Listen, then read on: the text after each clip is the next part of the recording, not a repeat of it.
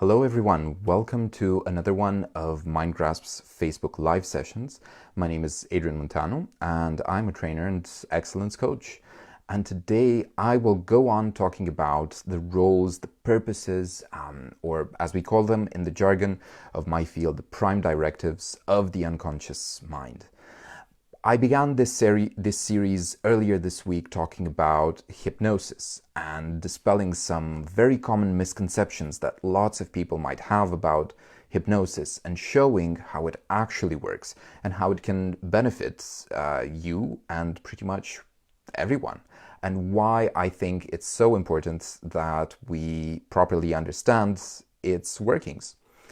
And no talk about hypnosis could be complete without properly discussing the very building blocks of the process. So the way the conscious mind works together with the unconscious mind and form a functional whole, and also what the roles, what the purposes of the unconscious mind are for every individual. And today I will go on addressing the next few ones. So another significant role of the unconscious mind beyond the 6 ones that I mentioned yesterday. So storing all memories in the body, being the domain of emotions and communicating towards the conscious mind through emotions, organizing all of our memories, not just storing them, but also organizing them using the timeline and the Gestalt mechanics, and repressing negatively charged memories, so memories with negative emotions, in order to protect us. But then presenting these memories to us when the unconscious mind perceives that we have all the resources. Hello, Andrea, welcome. We have all the necessary resources to process them, to get the learnings, and so there's no point to hold on to the emotion anymore. And also, of course, keeping those emotions repressed in order to protect us. Now, the next function of the unconscious mind that I'd like to mention is that it controls all bodily functions and it controls the functioning of the body. That's why you don't consciously have to focus on the beating of your heart or the way you breathe, unless, of course, you've done some conscious breath work and you have learned how to breathe consciously. But most of the time, we don't do it consciously. And in fact, when you sleep, when we all sleep, where does the conscious mind go? But the body keeps functioning with all its processes, with digestion, respiration, the renewal of tissues and cells, the cell division, all of it keeps functioning. So the important takeaway here is that our active imagination, and I underline active imagination because, for some it can still be passive, and that's why it's so important. What I'm just about to tell you makes it so important that we take deliberate control over it. Our imagination is basically the interface between our conscious minds and the unconscious mind. And there are neurological structures that automatically translate the content of our thoughts, so our focus. And when I say focus, I don't just mean the words that we use. I mean the images, sounds, feelings attached to them, smells or tastes. All of it put together, making our focus second by second, every waking moment. So all of it is automatically translated bodily into behaviors. And, if you were right now, and this is a fun exercise that I like to do in courses, and those of you who've done courses with me probably know it, but if you were just for a second to just access how it feels to be depressed, just for a second. Okay, that's enough. You can snap back and clear the screen. So what probably happened was that you brought to your mind a certain image, and that image connected to an inner state which made your body take a certain position. There is a physiology for every single state, and that's how the mind-body connection works. Our thoughts influence our behaviors and hence influence our results, because they influence the way we feel, and that influences the way the body behaves. Then the body responds to the inner thought processes. So that's what the role of the unconscious mind is. And in fact, the only moment when that process is not happening, so translating thought into state into action, is when we sleep.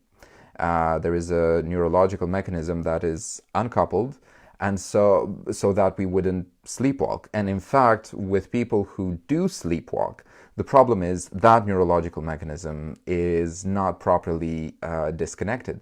And so the vivid images in their dreams, and the sounds and the smells, the feelings, all of it gets translated into bodily reactions and movements. And I think it's really important to understand the fact that the unconscious mind is in charge of the body, because it can support both healing processes in the body, the work with one's own unconscious mind, and also it can strengthen us and contribute decisively to our relaxation. And especially nowadays, when just the hustle and bustle of everyday life is so intense. And if you want to perform at top notch, if you want to be up there with the big league and get significant results in whatever field you're practicing, that does involve using a lot of energy and putting in a lot of conscious, deliberate focus on improving your skills, on constantly working in order to get these results. And that presupposes that your body and your mind work together in tandem, your body and your conscious mind.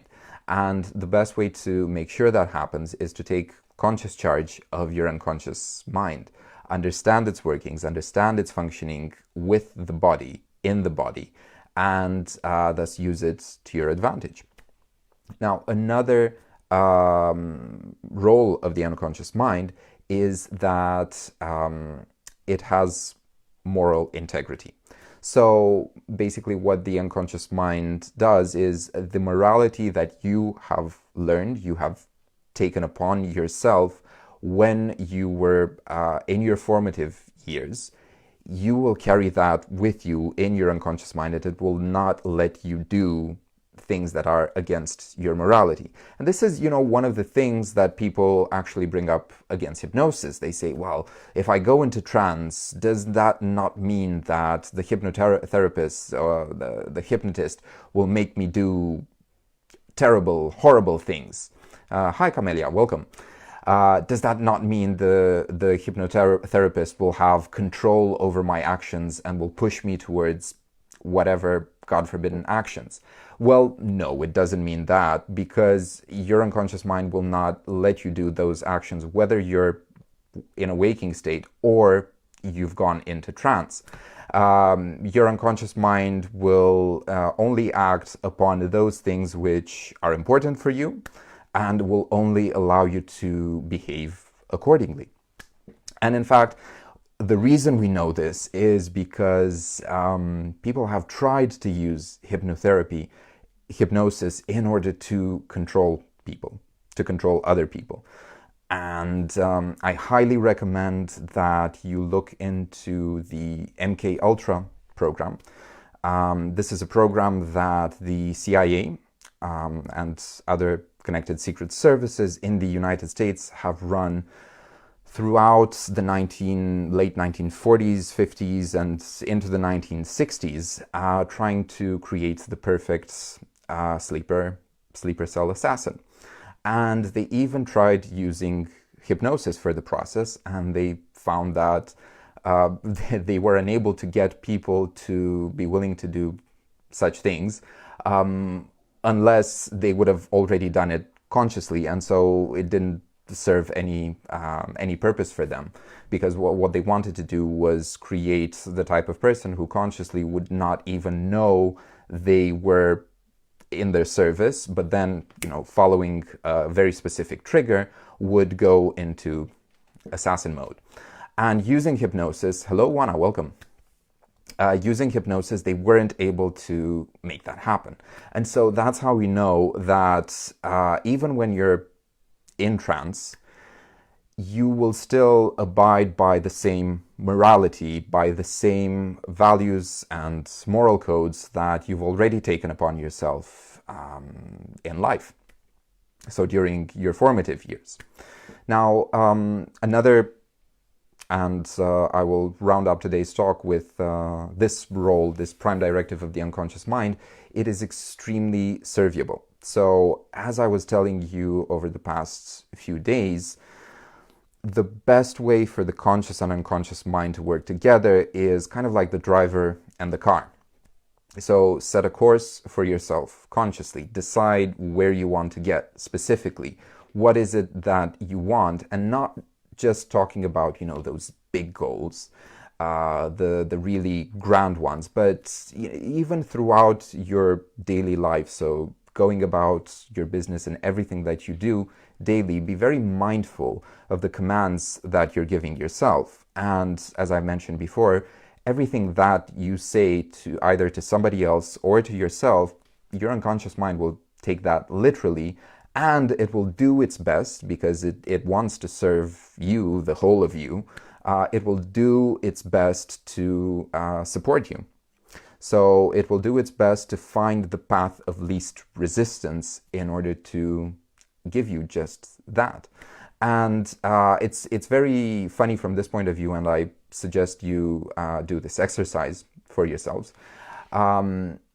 If you ask your unconscious, if you were to ask yourselves, how did I create various situations in my everyday life?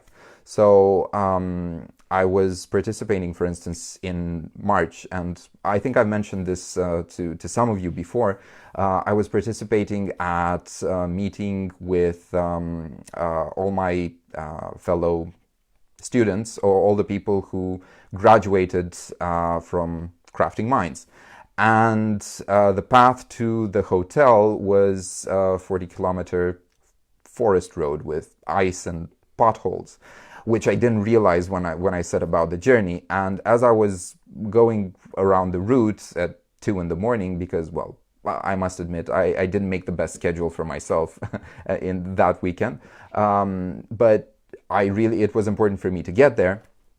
So as I was traveling, I asked myself, okay, how did I create the situation for myself? And I realized that I had set an intention earlier this year, to connect more with nature. And the way my unconscious mind delivered that intention was, okay, you want to connect with nature? Here's a 40-kilometer forest road with potholes and ice. Nature. So I actually started laughing out loud when the realization came to me, and I realized why it's so important not just to take control of the process, but be as specific. Hello, Claudia, welcome.